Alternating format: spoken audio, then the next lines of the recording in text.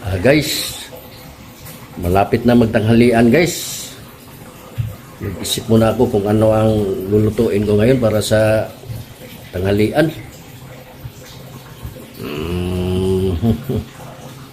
Ano kaya ang ulamin ko ngayon? Maghanap ako dito sa ref, tingnan ko kung anong maluto.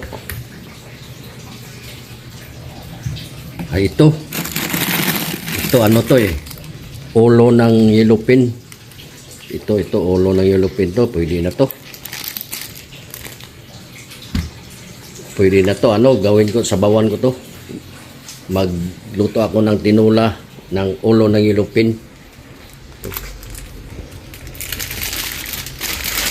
Gas pa to galing sa rep. Ako sa nilibabad para lumambot. Palambutin ko muna yan dyan.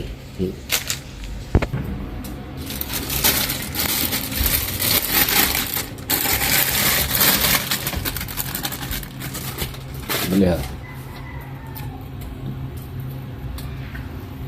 Tigas. Palambutin mo na yan.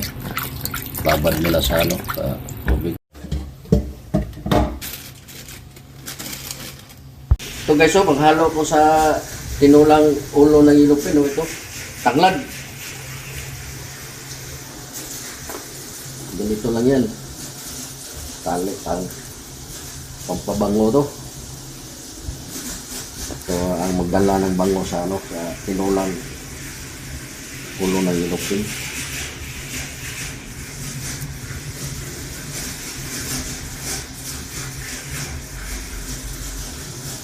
Guys. Yan. Lagyan na natin, gasan mo na yan. Ito pa ang mga sangkap dalawang kamatis.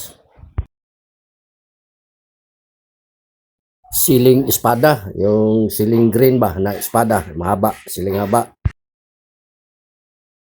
Lagyan din natin ng siling labuyo para maanghang ang sabaw. Sibuyas dahon at sibuyas bombay. Yan ang mga sangkap.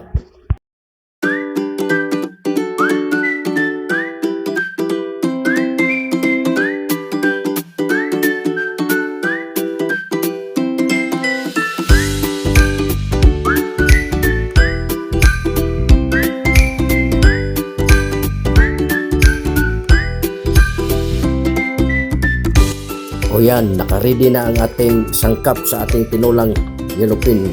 Bulok na guys Lagay na natin ang ricados. Ilagay natin yung ricados, tanglad. Ito lahat-lahat na yan. Yan. Yan na yan. Ito na guys. Mukulo na. Ilagay na natin itong ulo. Ulo ng isda.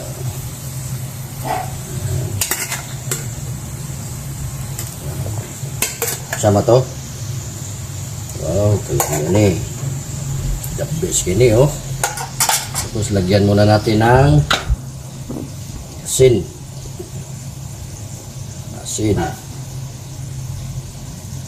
Ito lang. Yan. Papakuluin muna natin. Ito na. Kumukulo na ang ating tinula. Wow, wow, kalami sarap Wow, kalami. Tapos ilagay na natin ang malunggay. Yan, para masustansya ang ating tinula. Ayan nilagay na ang malunggay. Ayan. Wow, kalami na sa tinula ulo ng yellowfin na gitula, gibutang kamunggay. Wow, ang sarap. Yan. Wow. Kalami. Yan. Ito na guys. Wow.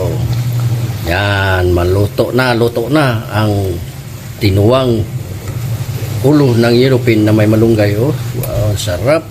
Yan. Okay na. Luto na. Okay. Hanggang dito na lang. Bye-bye.